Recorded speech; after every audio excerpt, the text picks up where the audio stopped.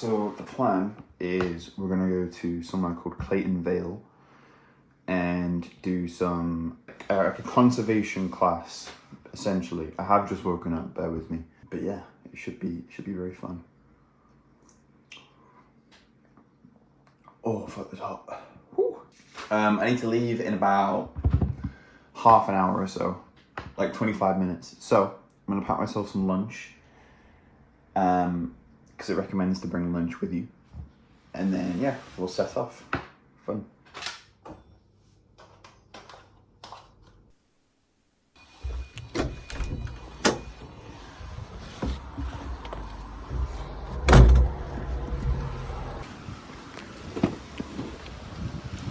Are you okay?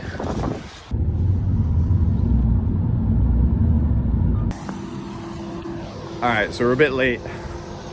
Bad traffic, but I think it's just down here somewhere, so we're gonna head down, see what's what. Hopefully I'll be allowed to record.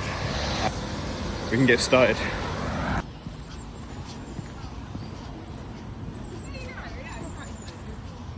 Excuse me, you're not... yes, I'm Henry. Hi Henry, I'm Rebecca. It's nice to meet you. Nice to meet you. Are you okay? Yes. Good. Sorry I'm a little late, the traffic Don't worry. was awful. Yeah, there's still somebody else who is struggling to find us. I'm just sending her my location. Yeah. So yeah, no worries. There's some people inside. Cool. They're just chilling. We're just going to wait a few more minutes for Sure. Jackmas, and then we're going to get stuff in. No bother. Good.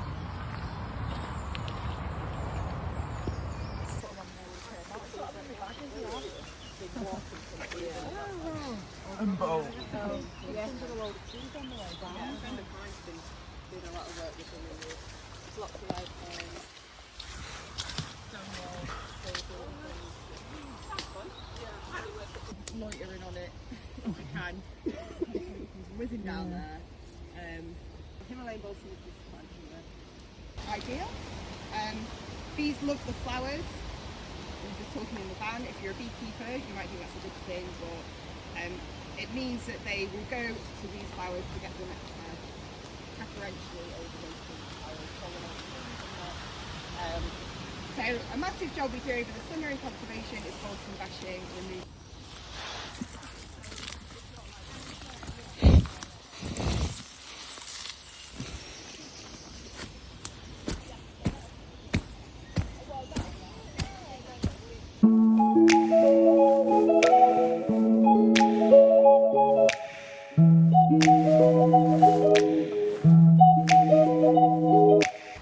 So if it wasn't obvious by now, we are bunsen bashing today. Essentially, bunsen here. It's a very invasive plant that was brought over to the UK in the Victorian era. And unbeknownst to the people who brought it here, it grows like crazy. So now, all over UK forests and riversides, you have just seas of this stuff. And it's not good because it grows rapidly and it hogs a lot of nutrients from other plants. So today we are clearing out, and you can see the kind of work we've done so far. Very sweaty work, I have to say, but we're clearing out as much of this as we can. Now obviously we're not going to get all of it, but if we can even get like a little bit of it so other plants have a chance, then I guess that's good work. It is sweaty work, the jacket has come off, but now I'm getting stung like crazy, so there's a trade-off. But I'm enjoying myself. It's outdoors, it's physical, it's fun. Why not? Now really quickly, I'll show you the technique that we've been shown. So you want to pull it out at the bottom, right? So the root comes with.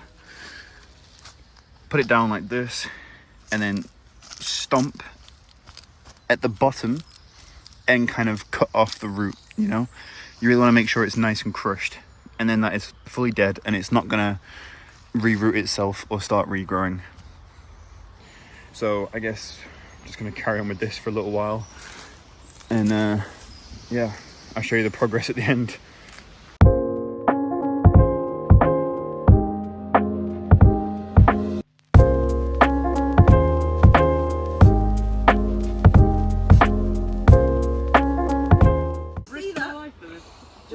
see it, Susan.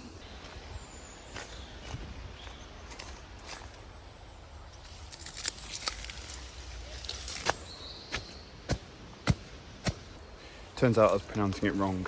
It's Bolson, not Bunsen. Trying to make that distinction very, very clear. But we're making good progress, look.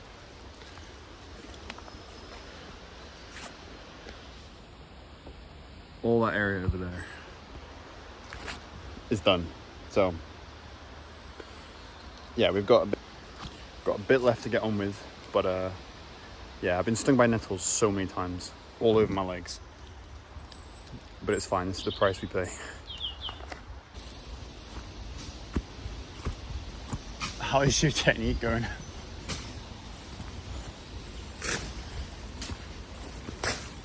Jesus Christ. Big fucking stick. You got a bit of anger in you there, mate. No, what I need to do is pick all this up. Anyway, back we go. You up? You get so much more when it's flat. Fair enough.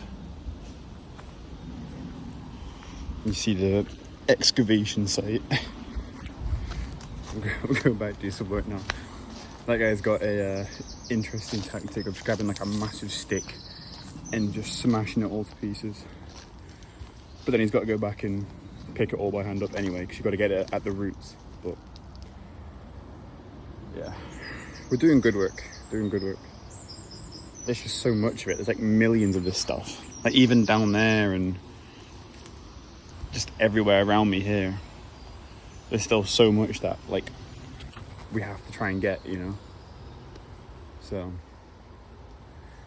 keep persevering.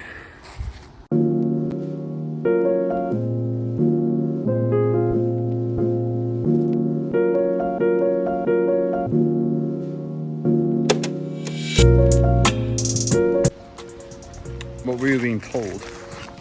Oh my god.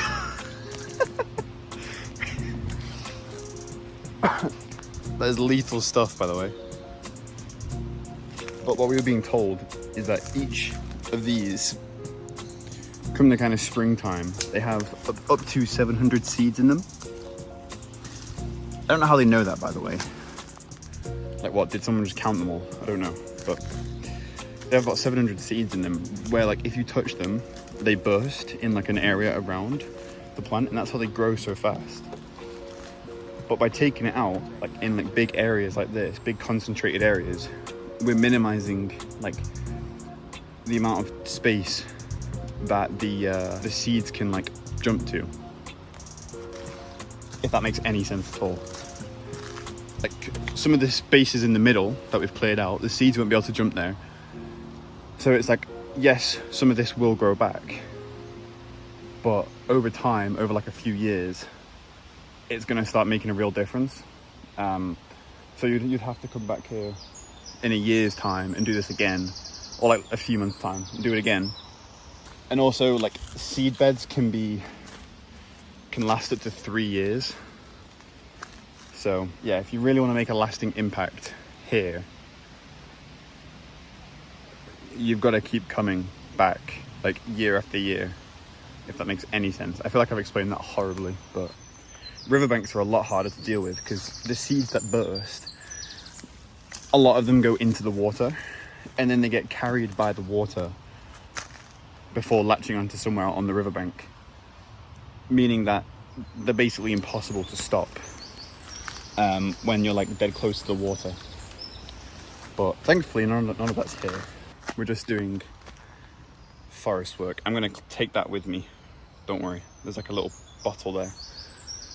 Found a few bits of rubbish, but that's to be expected because humans are awful.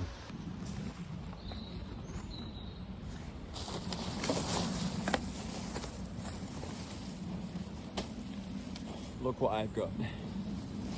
So now, I can actually grab this. Look at that. All that rubbish. It might not be stopping climate change, but you know, if more people just picked up the rubbish after themselves, you know, if you do that on a grand enough scale, then it actually makes a difference. And yes, like me picking up this bag here isn't gonna fix any climate crisis, but you know, you've got to live by like the standards that you want other people to live by, if that makes any sense.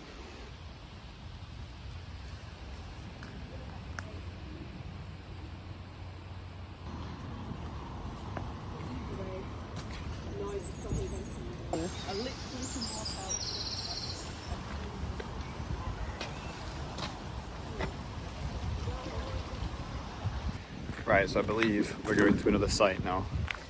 Everyone's already down there. But we're gonna go do the same thing again, but just somewhere else. So we've eaten, had lunch, and yeah, now it's back to some work. But we've got some lovely views along the way. So, it's good. I'm having a good day. They won't bring that ever, or encourage them in this area. Right. Like if we had surveyed them and found one, we would have to stop.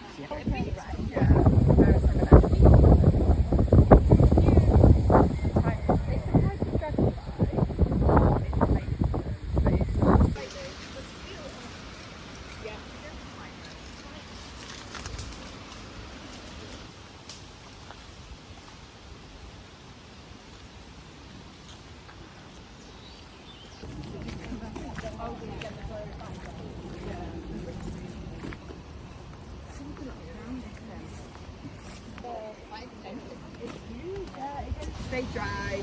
Yeah. Oh, yeah. No, it's been good. So I'm here next week and Yep, so that kind of wraps it up. I didn't get to film much at the end, but after we had some lunch, we basically went to a different site, and that's what those few last clips were. But yeah, man, I really enjoyed myself. We made substantial headway, which was really cool.